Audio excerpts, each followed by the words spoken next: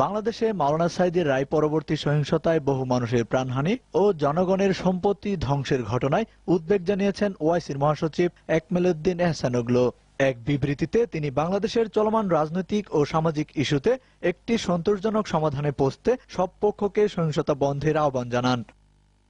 তুরস্কে এক আন্তর্জাতিক সম্মেলনে প্রধান অতিথির বক্তৃতায় ব্রাদারহুড প্রধান মোহাম্মদ বদি বলেছেন, গণহত্যা বন্ধ করে অচিরেই মাওলানা সাঈদী সহ জামাত নেতাদের মুক্তি না দিলে বাংলাদেশ আরব বিশ্ব থেকে বিচ্ছিন্ন হয়ে পড়বে। বাংলাদেশের সাম্প্রতিক সহিংসতা সম্পর্কে মালয়েশিয়ার সাবেক প্রধানমন্ত্রী ডাক্তার মাহাথির মোহাম্মদ বলেছেন, হত্যাযজ্ঞ কেবলই হত্যাযজ্ঞ ডেকে আনে, তাই নৈরাজ্য বন্ধ করে সংলাপে বসতে দেশের রাজনৈতিক নেতাদের প্রতি আহ্বান জানিয়েছেন তিনি। এদিকে দেশব্যাপী গণহত্যার প্রতিবাদে 10ই মার্চ ব্রাসেলসে সাংবাদিক সম্মেলন ও 11ই মার্চ বিক্ষোভ সমাবেশে ডাক দিয়েছে বেলজিয়াম বিএনপি শাখা। মাসব্যাপী সহিংস ঘটনায় অন্তত 98 জন মানুষ নিহতের ঘটনায় গভীর উদ্বেগ প্রকাশ করেছে international federation for human rights বা FIDH।